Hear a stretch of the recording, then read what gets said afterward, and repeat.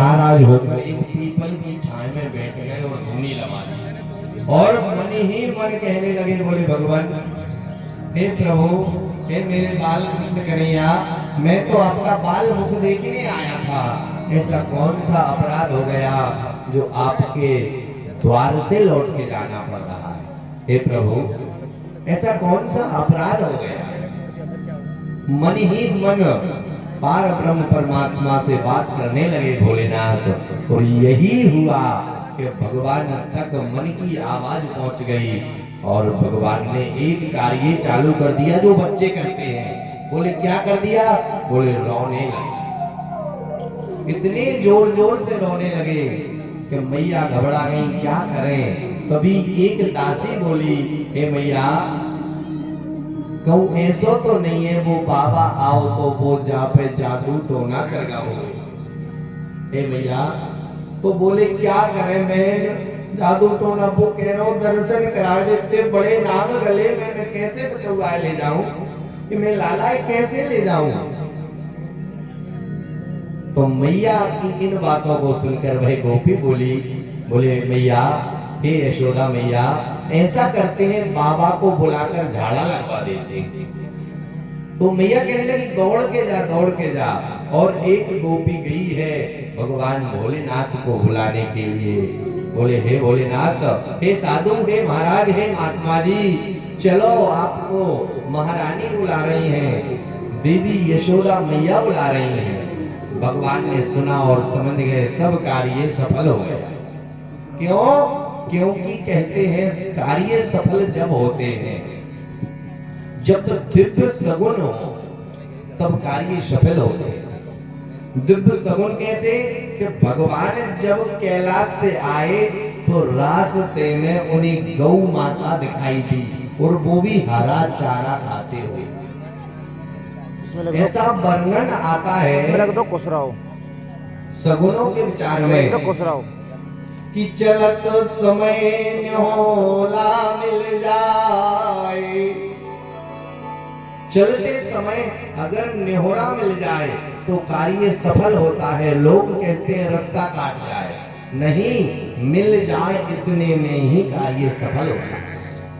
चलत समय न्योरा मिल जाए और बाम भाग चारा चौखाए, बाएं हाथ तरफ गौ चरती हुई हरा चारा दिख जाए तो समझ लो हमारा जहां जा रहे हैं वो कार्य मंगलमय रूप से संपन्न होगा। फिर वर्णन आता है कि काक दाहिने खेत सुआए, कौआ दाहिने हाथ तरफ किसी खेत में बैठा दिखाई दे तो कार्य सफल होता है। और सफल मनोरथ समझो भाई, भगवान कहने लगे मैं तो सोच के ही आया था, जब कैलाश से आया तो मुझे गौ माता दिखाई दी थी, मेरा कार्य सफल है। भगवान के दर्शनों के लिए जल्दी पहुंच गए भोलेनाथ और मैया द्वार पर ही ले खड़ी है और मैया कह रही है बाबा जी जो ले बालक दर्शन कर लो, जाए के झाड़ा लगा दो।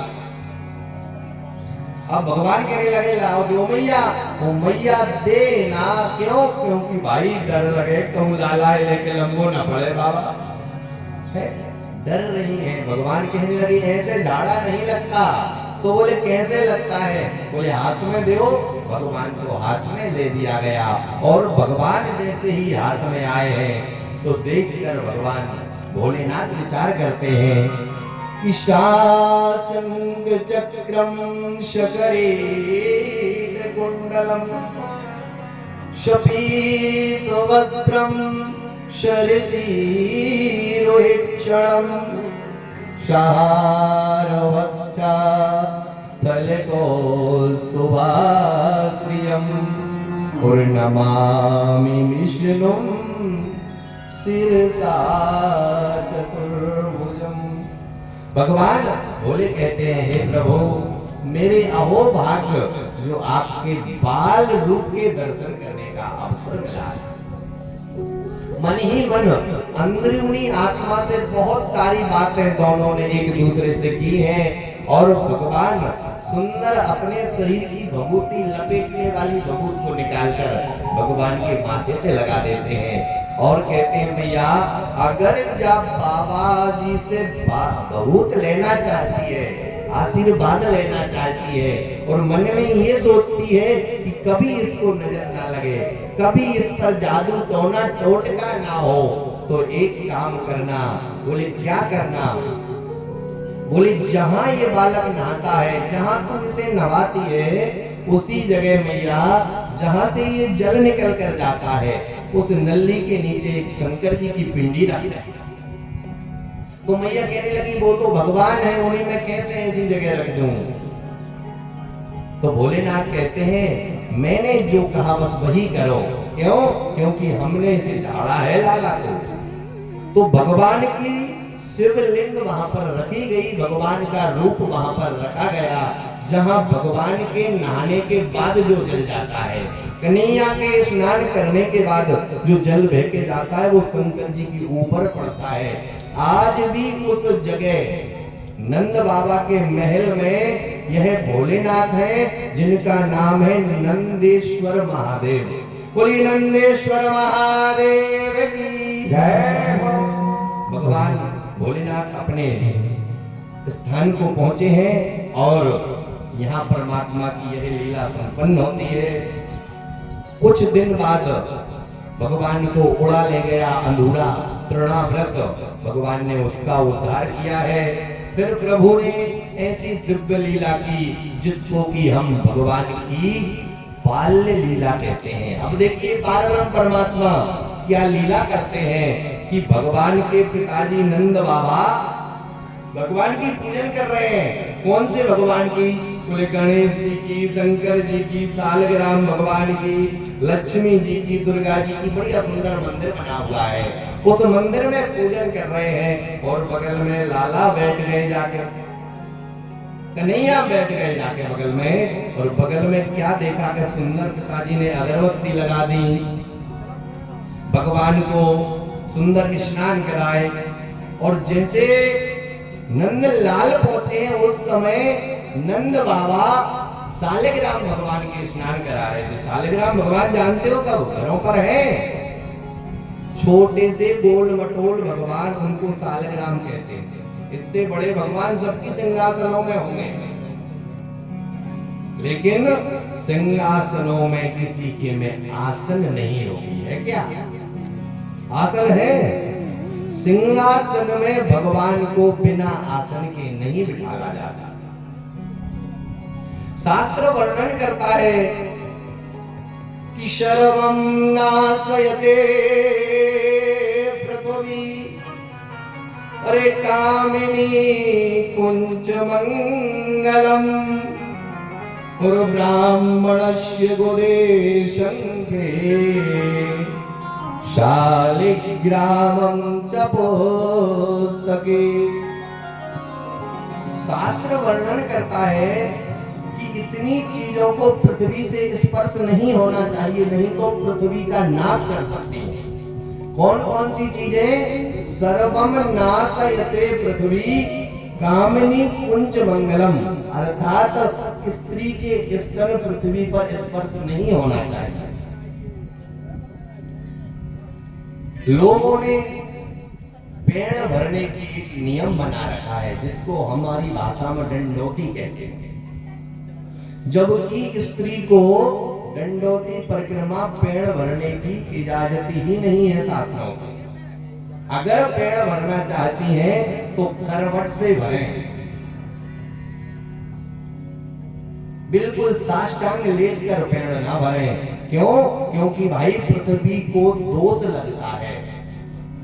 सर्वम नाशयते पृथ्वी, यह चीजें पृथ्वी को नाश करने योग्य होती हैं, पृथ्वी का नाश कर सकती हैं।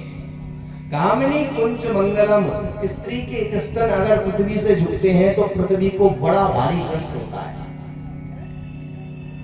अब दूसरी चीज देखिए, ब्राह्मणष्ट पृष्ठे, ब्राह्मण जिसके घर में नीचे बैठता है धरती पर उसको आसन नहीं मिलती, उस घर का चाहे महाराजा ही क्यों ना हो वो घर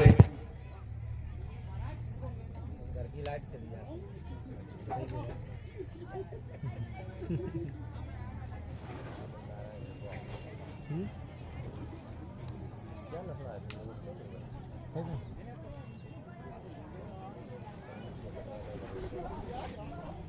बहुत डिस्कस करते हैं गाने बजाने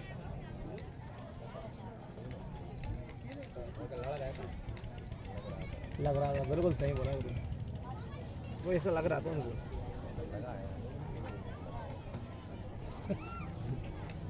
उसको यूं बजाना चाहिए। नहीं नहीं, मैं बिल्कुल सिंपल बजाऊंगा। आज के बाद तुम्हें ओवर नहीं लगेगा बिल्कुल। ओवर नहीं, कुछ चीज़ को बजाता कुछ चीज़ ये सही से मतलब कुछ चीज़ को डबल बजाना। कुछ चीज़ हमारी भी सीखो और कुछ चीज़ हम तुम्हारी सीखेंगे, समझो इस बात को। मानते हैं सीखो, क्या करूँ। बोली वृंदावन बिहारी लाल की जय, नंद के लाला की जय। क्या है कि हमारी अब सबके मन विचलित है, श्रीमन नारायण जप लो 2 मिनट के लिए। कहाँ चले सब लोग भाई? अगर बैठोगे तो आनंद लेंगे 1 घंटे और, अगर नहीं बैठना चाहते तो अभी पूरी कर देते हैं। 1 घंटे कौन कौन बैठेगा? हाथ ऊंचा करो। जितने लोग हाथ ऊंचा कर रहे हैं वो उठना नहीं भाई, 1 घंटे की वचन हो चुका है? 1 घंटे जो बैठेगा वही हाथ उठाना। हमने तो नहीं उठाया। बोलिए वृंदावन बिहारी लाल की। सभी लोग एक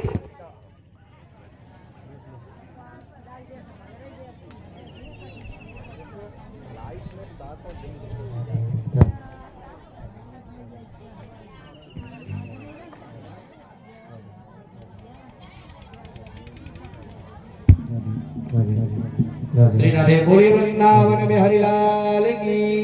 सभी लोग एकाग्रचित होकर 2 मिनट हमें दीजिए। और क्या करना है? श्रीमन नारायण नारायण नारायण, श्रीमन नारायण नारायण नारायण, श्रीमन नारायण नारायण नारायण, श्रीमन नारायण नारायण नारायण, श्रीमन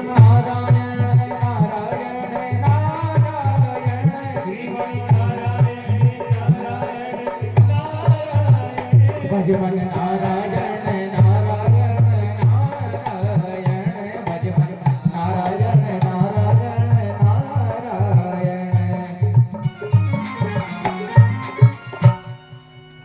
बोली बाल कृष्ण लाल की जय हो।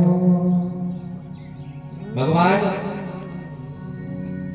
वर्णन करते हैं ग्रंथ, क्या वर्णन करते हैं कि ब्राह्मण को अगर बिना आसन के घर पर बिठा लोगे तो पृथ्वी से विहीन हो जाओगे। काय का दोष लगता है? बोले पृथ्वी हानि होगी। क्यों? क्योंकि ब्राह्मण के चरणों में लक्ष्मी का वास है और ब्राह्मण के पृष्ठभाग अर्थात पुष्ट में यानी पुट्ठों में जिस जगह बैठा जाता है उस जगह दरिद्रता का वास है। अगर बिना आसन के बिठा लोगे तो दरिद्रता रहेगी, और अगर शास्त्रोक्त नीति से चलोगे तो ब्राह्मण के चरण जिस घर में पड़ जाते हैं वहां लक्ष्मी विसरती दिखती है। जगह जगह कोने कोने में लक्ष्मी के दर्शन होते हैं। क्यों? क्योंकि लक्ष्मी मैया से सरस्वती ने कहा है, ध्यान से सुनना, देखो बातें कर रहे हैं, क्या करना है? लक्ष्मी मैया से सरस्वती ने क्या कहा है वो सुनना है। एक बार ब्राह्मणों को लक्ष्मी ने श्राप दे दिया। कैसा? कुल पिता को खारो कर दियो और पति को मारी लात, ओ भाई कलंकित कर दियो, जाओ आज से मांगत खात। लक्ष्मी कहने लगी, बोले पिता को खारो कर दियो, समुद्र को श्राप देकर खारा कर दिया, और पति को मारी लात, मेरे स्वयं नारायण को लात मार दी। भाई कलंकित कर दियो, लक्ष्मी का भैया चंद्रमा है, चंद्रमा को कलंकित कर दिया। जाओ बामनो, हे ब्राह्मणों, मैं तुम्हें श्राप देती हूं, तुम मांगते खाते फिरो। तो देखो समय ऐसा बनता है कि मांगने के लिए, दक्षिणा लेने के लिए और अच्छा अच्छा खाने के लिए ब्राह्मण सावन से आए। कहां से आए? अशोकनगर के 15 किलोमीटर आगे आपके घर आए। तो भाई लक्ष्मी ने कहा है जाओ मांगो और खाओ। अगर हमसे ही मतलब नहीं है तो देखो, वे तो काशी वाले हैं भैया, वे तो 800 किलोमीटर दूर से आए। क्यों आए? बोले सिर्फ खाने को और लेने को। तुमरी हल्दी, तुमरी रोली, तुमरे ही चावल, तुमरे ही गांव में और तुमरे ही देवता बिठाल दिए। यही ब्राह्मणों का काम है भाई, हम हो चाहे कोई हो।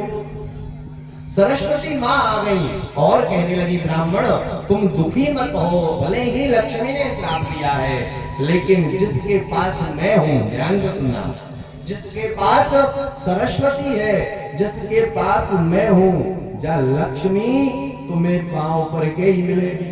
कैसे मिलेगी? बोले पांव पर के ही रुपया मिलेंगे। तो लक्ष्मी बामनों पांव पर के ही मिलती। अच्छा तुम विचार करो कि महाराज के बिना पांव पर रुपये दे दो, नहीं दोगे भाई, नहीं दोगे। क्यों? क्योंकि महाराज के पैरों में ही लक्ष्मी। जहां ब्राह्मण के चरण पड़ते हैं, संत के चरण पड़ते हैं, वहां रिद्धि सिद्धि समा जाती है, सिद्धि पहुंच जाती है। इसीलिए घर में ब्राह्मण और संत को बुलाना अनिवार्य किया गया। भगवान के पिता नंद बाबा सुंदर सालिग्राम के स्नान करा रहे हैं और दूध से, दही से, घी से, शहद से, शक्कर से जब सुंदर स्नान कराए तो कन्हैया देखकर सोचने लगे जय हो भगवान, आनंद तो तुम्हारी है। फिर सालिग्राम भगवान इतने सुगुन से कहने लगे और जैसे ही सब पूजन विधि करके रखे हैं सिंहासन में और हाथ जोड़कर कहा कि अपराध सहे क्रियन्ते हरिनिशम्मया दासोऽयमिति मां मत्वा क्षमस्य परमेश्वरा। नंद बाबा हाथ जोड़ कर कहने लगे, बोले भगवान आपकी पूजन में अगर कोई कमी हुई हो तो क्षमा करना। आंखें बंद की तो कन्हैया की नजर पहुंच गई सिंहासन में रखे लड्डू गोपाल जैसे सालिग्राम पर। गोल मटोल सालिग्राम पर नजर पहुंची तो कन्हैया सोचते हैं इतनी सुंदर स्नान करे, रोज भोग लग रहा है, रोज पकवान खा रहे हैं, अच्छी अच्छी चीजें, ये सालिग्राम भगवान पाते बड़े मीठे हो गए होंगे, फट से मुंह में रख लिया। अब नंद बाबा ने अपने नेत्र खोले, प्रार्थना करने के बाद आगे से सालिग्राम गोल। अब नंद बाबा कहने लगे सालिग्राम कहाँ गए भाई? इधर उधर देख रहे हैं, पोती पत्रा हटा हटू कर, तो कि तुम ढड़क तो नहीं गए? जगह जगह देखा, पूछा कन्हैया से क्यों कन्हैया तूने कहीं सालिग्राम को देखा है? तो कन्हैया ने कहा हमने नहीं देखा। अब मुंह में तो सालिग्राम बोल पाए नहीं। फिर पूछा, बोले बेटा हे लाला हे कन्हैया तूने कहीं देखे हैं सालिग्राम भगवान? तो भगवान के पिता स्वयं नंद बाबा की नजर पड़ गई उनके मुख पर।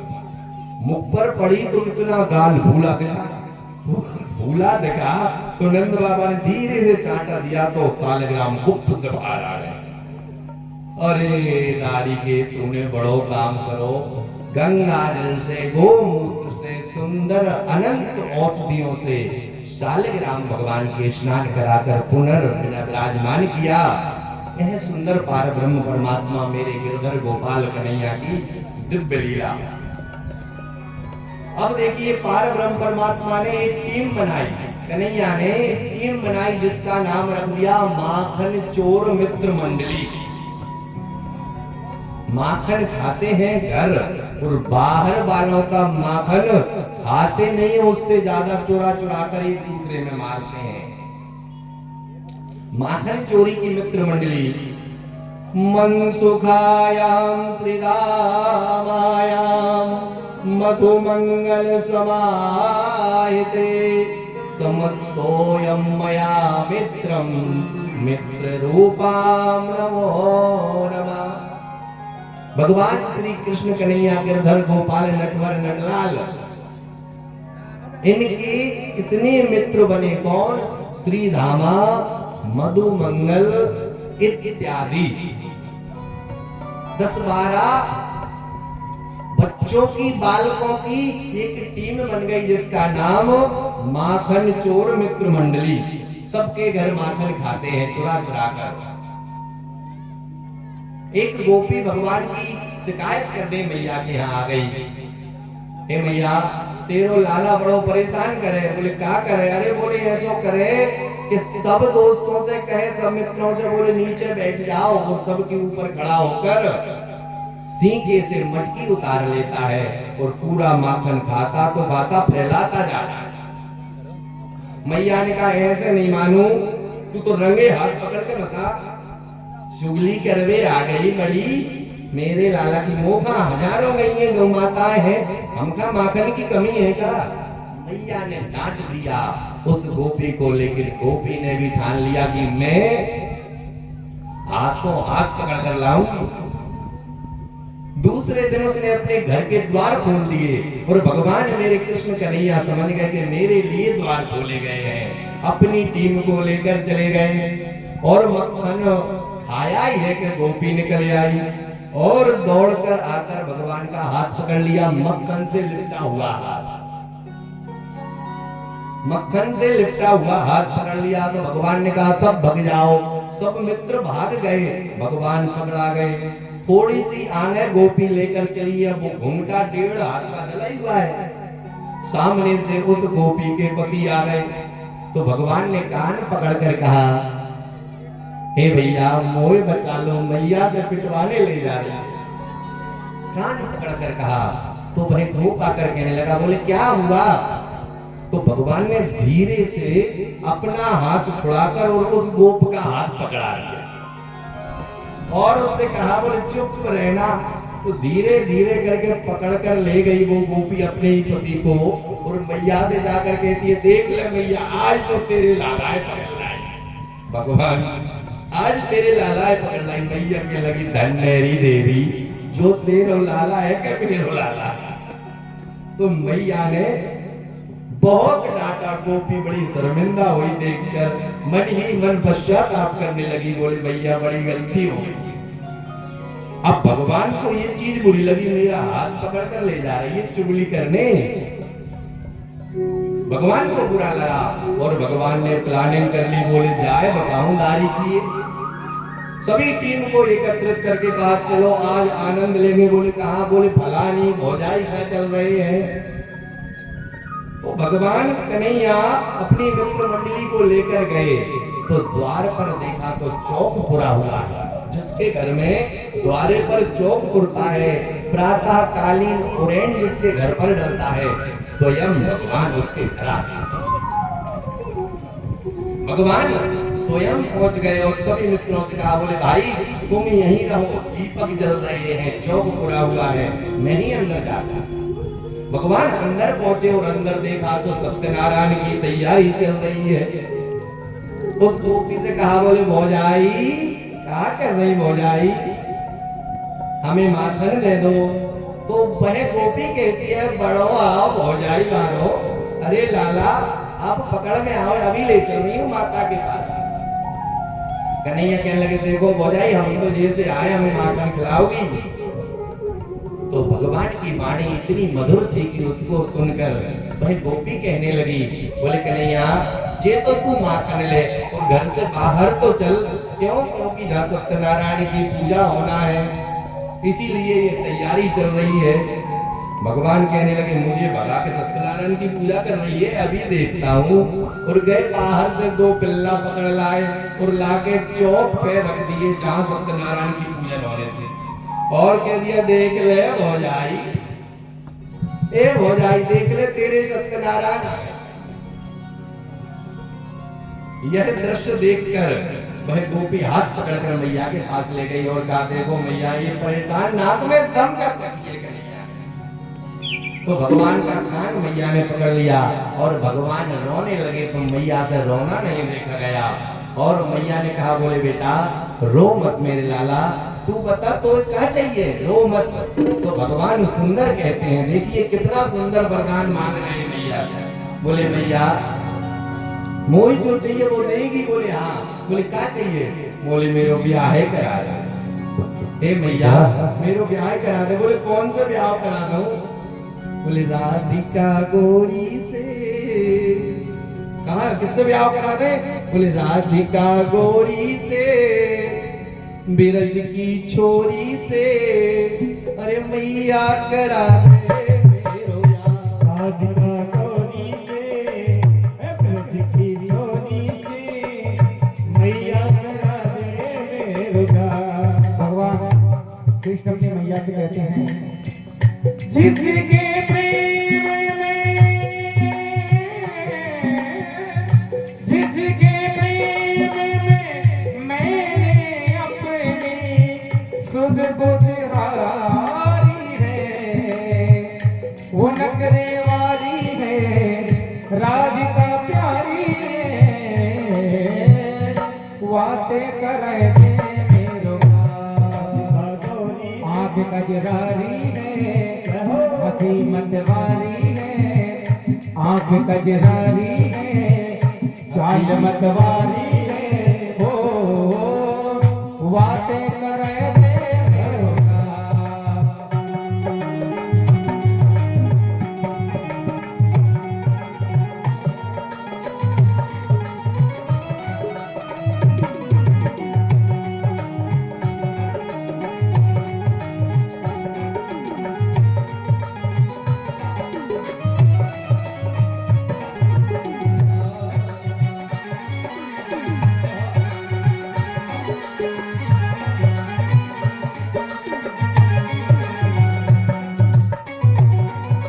जो ना ब्याह करावे तेरी मैया नाही कराओ, जो ना ब्याह करावे तेरी मैया नाही कराओ। आज के बाद मोरी मैया तेरी रहले पर ना आओ, आज के बाद मोरी मैया हो तेरी रहले पर ना आओ, आज के बाद मोरी मैया तेरी रहले पर ना आओ, आज के बाद तेरी रहले पर ना आएगा रे बजा अब जीत हार का राधिका गोरी से, बिरज की चोरी से, मैया करा दे मेरो ब्याह।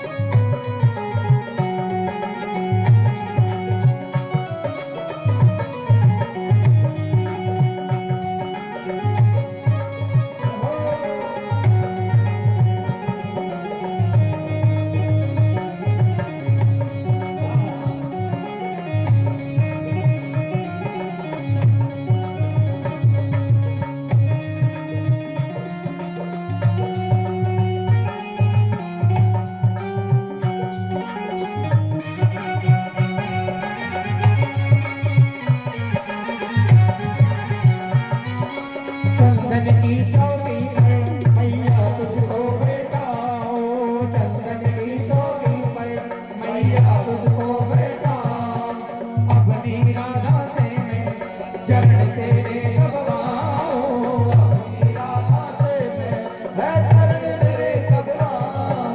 चंदन की चौकी पर मैया तुझको बैठाओ, चंदन की चौकी पर मैया तुझको बैठाओ, अपनी राधा से मैं चरण तेरे लगवाओ, अपनी राधा से मैं चरण तेरे लगवाओ। अच्छा एक बात बताएं, किस किस ने ये भजन सुन रखा है, जरा हाथ ऊपर करें एक बार। और पसंद किस किस को है, गाता कौन कौन है, ताली कौन कौन बजाएगा साथ में।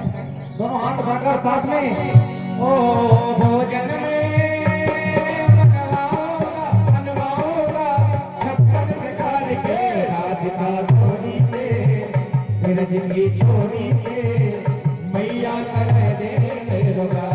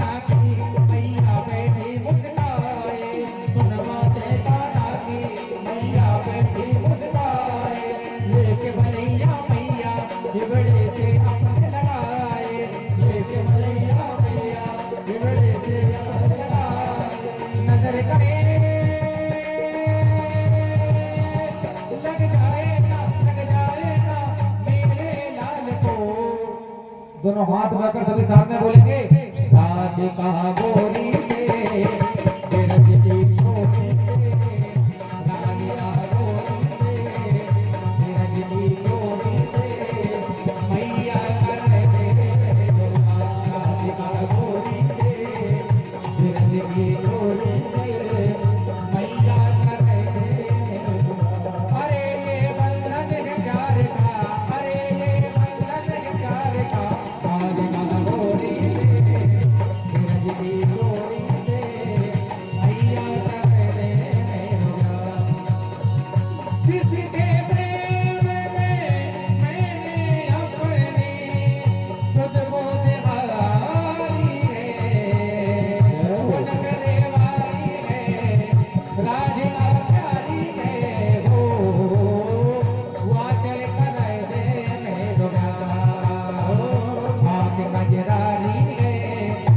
मनवारी है चाल मनवारी है आंख कजरारी है ओ हुआ ले कराए दे मेरो प्यार ओ हुआ ले कराए दे मेरो प्यार ओ हुआ ले कराए दे मेरो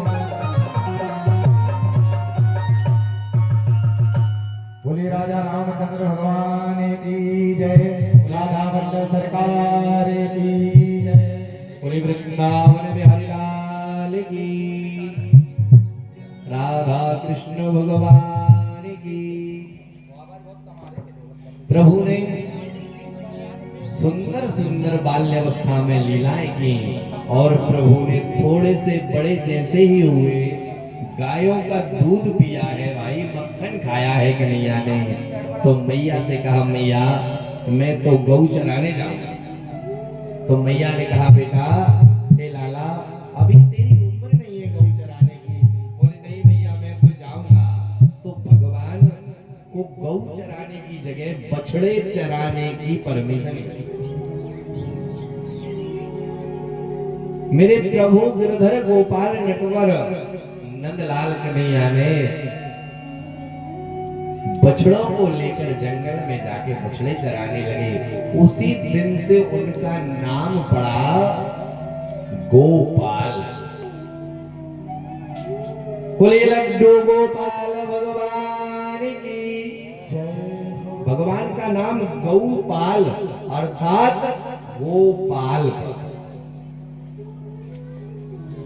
प्रथम नाम भगवान का गोपाल कहलाया और जैसे ही बछड़े चरा कर लौटे तो श्याम के समय जगह जगह अगरबत्ती लगी हुई है, सुंदर सुगंध आ रही है।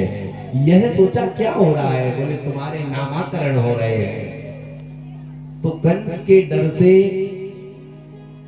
श्याम के समय से कार्य चालू करके रात्रि में ही उनके नामाकरण किए। और नामाकरण में क्या नाम रखे? जो सबकी तृष्णा मिटा दे उसका नाम कृष्णा, और जो बल के धाम उनका नाम बलराम। क्या बात है, चंद्र खिलौना आ गए। ऐसे सुंदर नाम दोनों भाइयों के गर्गाचार्य जी द्वारा रखे गए, कृष्ण और बलराम। फिर दोनों भाई गौ चराने जाते हैं, साथ में बड़े मित्र मंडली जाती है। यह सुंदर दृश्य सभी गोप गोपियां देखते हैं कि देखो आज वह नटवर नंदलाल गौ चराने जा रहा है, हमारा माखन बच गया भाई, अब हमारी माखन चोरी नहीं होगी। तो परमात्मा ने प्लानिंग की, बोले दिन दिन में छोड़ दिया सीता के चोरी, श्याम के फिर माखन चोरी करेंगे। यह प्लानिंग करके माखन चोरी की दिव्य लीलाएं भगवान ने संपन्न की हैं। एक दिन मैया से जब विशेष शिकायत आ गई तो मैया ने भगवान को बांध दिया, और बांधने के लिए जैसी रस्सी उठाई तो भगवान पेट फुलो देते अपना, तो 2 इंची रस्सी छोटी पड़ जाती। रस्सी को दमड़ी कहते हैं, रस्सी को दमड़ी कहते हैं, और पेट को उदर कहते हैं, पेट को उदर कहते हैं। जिस दिन मैया यशोदा ने भगवान को रस्सी से बांधा उस दिन भगवान का नाम दामोदर पड़ गया। बोलिए दामोदर भगवान की जय हो। और मैया ने काय से बांध दिया? बोले ऊखल से। भगवान ऊखल से बंधे हुए हैं और कह रहे हैं छोड़ दे मैया। मैया काम काज करने लगी। भगवान ने सामने दृष्टि डाली तो 2 बड़े बड़े वृक्ष खड़े हुए हैं जिनको हम यमलार्जुन नाम से जानते हैं। यमलार्जुन के 2 वृक्ष हैं, उनके सामने से भगवान निकले, दोनों के बीच से निकले तो वह ऊखल वृक्षों से अड़ गया। भगवान ने धीरे से झटका मार दिया तो दोनों बड़े बड़े वृक्ष हजारों वर्ष से जो खड़े थे वो धड़ाम से नीचे गिर गए और उनमें से 2 दिव्य पुरुष प्रकट हो गए। उनने भगवान को प्रणाम किया और कहा हे नटवर नंदलाल ऐसी ही दिव्य लीलाएं करो। तो भगवान का नाम दामोदर पड़ा रस्सी बंधने से और गोपाल पड़ा गायों को पालने से। ऐसी भगवान ने यह दिव्य लीला की। अघासुर बघासुर धेनुकासुर इत्यादि समस्त देव दैत्यों का उद्धार किया और बार ब्रह्म परमात्मा समस्त मित्र मंडली को देखते हैं तो भगवान को एक दृष्टि में एक समान सब देखते हैं, लेकिन एक समान परमात्मा सबको देखते तो हैं, लेकिन ये हमारी विचार शैली है, हम भगवान की सेवा में कैसे रहें। तो वो समस्त मित्र मंडली भगवान की है। कोई फटे कपड़े पहने हुए है, एक जिसका नाम है मधु मंगल, गरीब घर का है, मैया कलेऊ रख देती हैं गऊ चराने के समय, तो उस कलेऊ को पाते समय भगवान देखते हैं कि मैं व्यंजनों का पान कर रहा हूँ, मैं व्यंजनों को पा रहा हूँ, और मेरी मित्र मंडली में ये मधुमंगल कितना गरीब है, ये क्या क्या पा रहा है, सूखे कुरकुटा खा रहा है। भगवान से देखा नहीं गया, और भगवान ने अपने रसगुल्ला, रबड़ी, रसमलाई, माखन, ऐसे दिव्य व्यंजनों को मधुमंगल को दे दिया, और मधुमंगल से कहा, बोले भैया आज तो तेरी ड्यूटी है, मैं तो जो तू लाया है वही खाऊंगा। तो मधुमंगल घबरा गया, क्यों? क्योंकि उसके पास थी कड़ी और 2 दिन की बासी रोटी। तो वो कहने लगा, मेरा भगवान, मेरा गिरधर, मेरा मित्र, मेरा कन्हैया ये राजा का पूत है भाई, ये थोड़ी ये चीजें खाएगा। भगवान से कहने लगा मधुमंगल, बोले कन्हैया वो बछड़ा भाग्य बाय घेर के ला, पकड़ कर ला। तो भगवान जैसे वहां गए हैं, मौका का फायदा उठाकर पूरी कड़ी को मधुमंगल ने पी लिया। भगवान ने देखा तो भगवान देखकर कहने लगे, बताओ मुझसे शर्मा रहा है, लेकिन आज मेरे व्यंजनों को तूने खाया है, तेरे घर के व्यंजनों को मैं खाऊंगा। भगवान ने मधुमंगल के मुख से लगी हुई कड़ी, जो पीते समय जल्दबाजी में लगी रह गई, उसको अपनी जीभ से चाट लिया। इस दृश्य को ब्रह्मा जी ने देख लिया, और ब्रह्मा जी कहने लगे, तदस्तम महीयतम योगा संवेदायुष्मायुता ममत्वं राजयो वच्चे दिव्य पुरुषम नतोस्मि। बोलिए, ग्वालों के मुख की जूठी कड़ी चाटने वाला कभी भगवान नहीं हो सकता, इसकी परीक्षा लेना चाहिए। तो भगवान मेरे गिरधर गोपाल नटवर नंदलाल की परीक्षा लेने के लिए ब्रह्मा जी ने क्या किया, जो बछड़े चल रहे थे उन सभी बछड़ों को कैद कर लिया और अपनी दिव्य ताकत से ब्रह्मलोक ले गए। भगवान ने दृष्टि डाली तो बछड़े दिखाई नहीं दिए। भगवान ने अपनी दिव्य दृष्टि से देखा तो बछड़ों की जगह ब्रह्मा जी के लोक में दिखाई नहीं। भगवान सब समझ गए और अपनी योग माया से, दिव्य माया से सुंदर बछड़े भगवान ने उतने ही बना दिए, योग माया से। ऐसी परमात्मा की कृपा, शाम के समय, संध्या के समय वह बछड़े अपनी अपनी माँ को इतना प्रेम कर रहे हैं, माँ बछड़ों को इतना प्रेम कर रही है जितना जन्म से लेके आज तक ना किया हो, इतना प्रेम कर रही है। इस प्रकार 3 महीने व्यतीत हो गए। ब्रह्मा जी उन वहां पर बछड़ों को चारा खिला खिलाकर परेशान हैं। बोले क्या करना चाहिए? तो समझ गए, बोले मैंने भगवान से पंगा ले लिया, मैंने गलत जगह विचार लड़ने का कर लिया, किसी गलत फहमी में मैंने परीक्षा परमात्मा की ले ली। अब क्षमा याचना क्या करूं, मन में सोच रहे हैं। इधर परमात्मा की दिव्य कृपा देखिए, भगवान स्वयं ब्रह्मलोक पहुंच गए।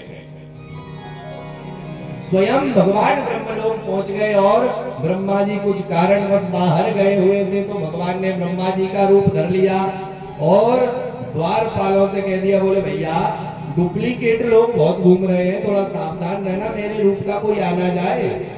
भगवान ब्रह्मा जी का रूप धर के ब्रह्मलोक में पहुंचे और अपने समस्त बछड़ों को सुंदर तैयार किया है। परमात्मा ने सुंदर तैयार किया है भगवान ने।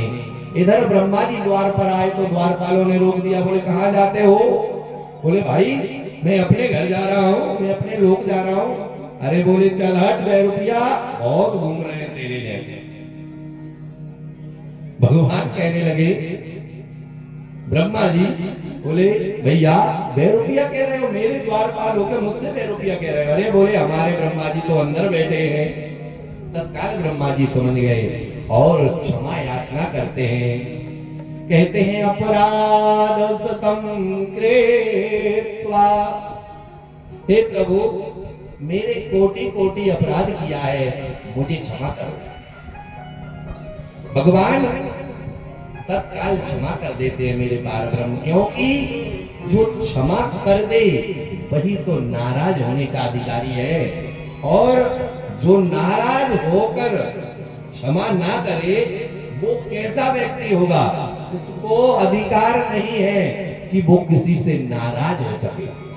क्योंकि क्षमा बड़न को चाहिए, छोटन को तो बात, बड़े जो होते हैं वो क्षमा करने के लिए ही होते हैं।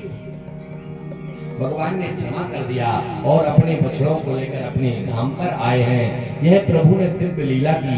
तब तक पता चला, जैसे ही आए पता चला कि एक गऊ जलपान करके काली दहका बीमार हो गई है, मृत अवस्था की ओर जा रही है। और दौड़ कर मित्र आए, अरे कन्हैया, हमारे यहाँ एक ऐसी काली दह है जिस पर कोई अगर गऊ चली जाए तो वो प्राणांत कर लेती है, मर जाती है। भगवान कहने लगे ऐसा क्या है?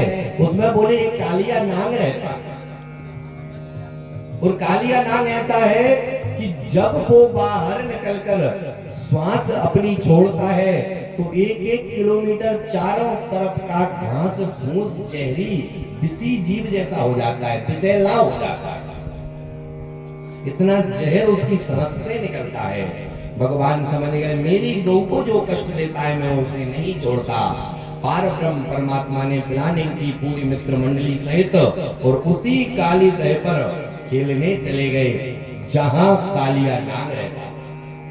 और भगवान ने कालिया का उद्धार कर दिया और उसके पद, अपने पद चिन्ह उसके माथे पर प्रदर्शित कर दिए, उछाल दिए, पद चिन्ह बना दिए, जिनसे उसकी हर जगह विजय हो कि आज तू इस जगह को छोड़कर चला जा, जहां तू जाएगा वहां तुझे स्थान मिल जाएगा। इधर मैया रो रही है और कह रही है, काली दह पे खेलन आयो री मेरो बारो सो कन्हैया।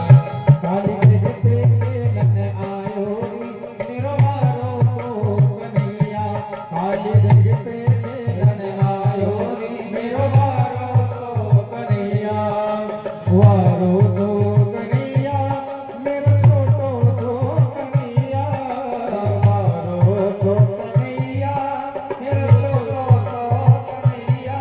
मेरो वारो सो कन्हैया मेरो छोटो सो कन्हैया। वारो सो कन्हैया मेरो छोटो सो कन्हैया। काली दह पे खेलन आयो रे मेरो वारो सो कन्हैया। काली दह पे खेलन आयो रे मेरो वारो सो कन्हैया।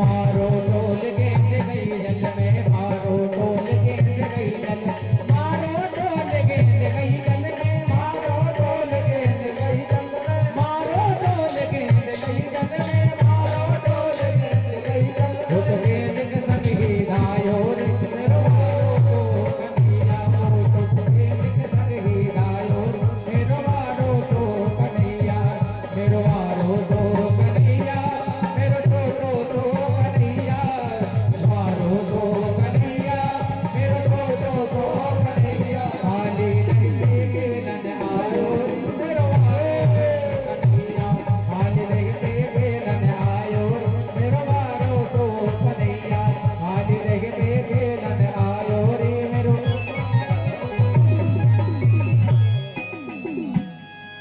बोली वृंदावन में हरिलाल की, कालिया के नथैया की। पारब्रह्म परमात्मा ने समस्त ब्रज भूमि को कालिया के भय से मुक्त किया और प्रभु ने यहाँ यह दिव्य लीला की। प्रातः कालीन बेला में भगवान टहलने के लिए गए, विहार करने के लिए गए, घूमने के लिए गए हैं, तो उन्होंने वहां पर देखा क्या कि कुछ गोपियां यमुना जी में स्नान कर रही हैं निर्वस्त्र होकर। इस दृश्य को देखकर भगवान मन में विचार करने लगे, बोले देखो ये कैसी गोपियां हैं, इनने लाज शर्म सब त्याग दी, निर्वस्त्र होकर स्नान कर रही हैं, जबकि यह धर्म नहीं है। क्या होता है, निर्वस्त्र होकर स्नान करने से स्वयं जल देवता नाराज हो जाते हैं और हमें पाप लगता है, इसलिए ऐसा कार्य नहीं करना चाहिए जिससे हमें पाप लगे। मन में विचार किया तो कहने लगे कि क्या करना चाहिए, बोले ये करना चाहिए, इनको सबक सिखाना चाहिए। तो सब गोपियों के वस्त्रों को लेके कदम के पेड़ पर चढ़ गए। अब गोपियां स्नान करने के बाद बाहर निकली तो निकलने लगी, उनने देखा सामने वस्त्र तो है ही नहीं, तो एक दूसरे से कहने लगी देख बहन मेरे वस्त्र नहीं दिख रहे, दूसरी कहने लगी देख बहन मेरे भी नहीं दिख रहे। सब आपस में बात करने लगी तो भगवान कहने लगे निकल के आओ बाहर, बाहर निकलो। अब गोपियां हाथ जोड़कर कहती हैं हे कन्हैया, हे गिरधर, हे गोपाल, हे नटवर, हे दामोदर, क्षमा कर दो, गलती हो गई। प्रभु ने कहा, बोले देवी मैं कौन होता हूं क्षमा करने वाला, अगर क्षमा चाहती हो, क्षमा मांगना चाहती हो तो जल देवता से मांगो जिनमें तुमने निर्वस्त्र होकर स्नान किए। भगवान की बात सुनकर हाथ जोड़कर क्षमा याचना की। सब गोपियां भगवान से कहती हैं, बोले प्रभु आज के बाद यह गलती नहीं होगी, आज क्षमा कर दो। कन्हैया ने गोपियों को वस्त्र दे दिए और उनको समझा दिया आज के बाद जल में निर्वस्त्र होकर स्नान मत करना। यह लीला दिव्य भगवान ने यहाँ संपन्न की है। बोलिए वृंदावन बिहारी लाल की।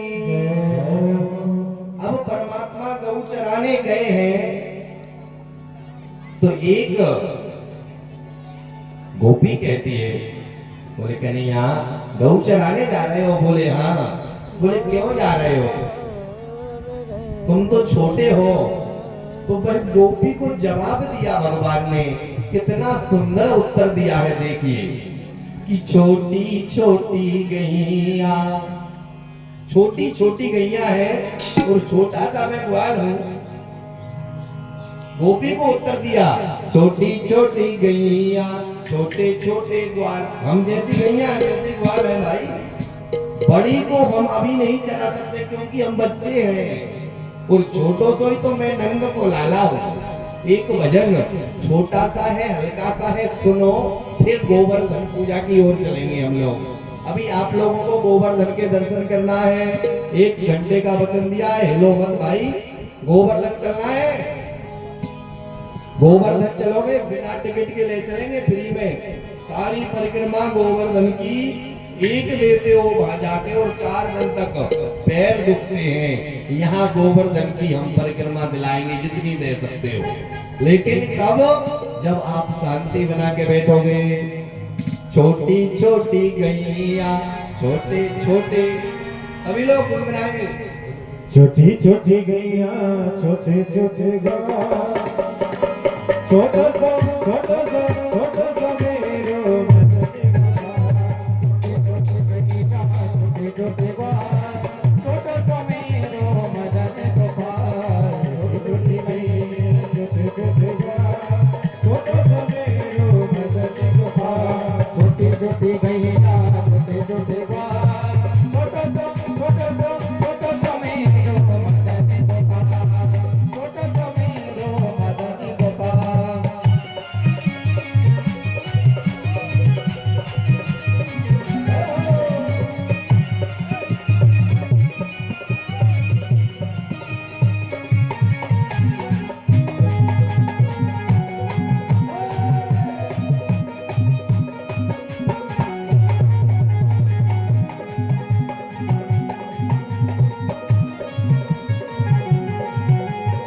आगे आगे गैया पीछे पीछे बाल, आगे आगे गैया पीछे पीछे बाल, आगे आगे गैया पीछे पीछे बाल, आगे आगे गैया पीछे पीछे बाल, पीछे में चले मेरो मदन गोपाल, पीछे में चले मेरो मदन गोपाल, छोटी छोटी गैया छोटे छोटे बाल, छोटी छोटी गैया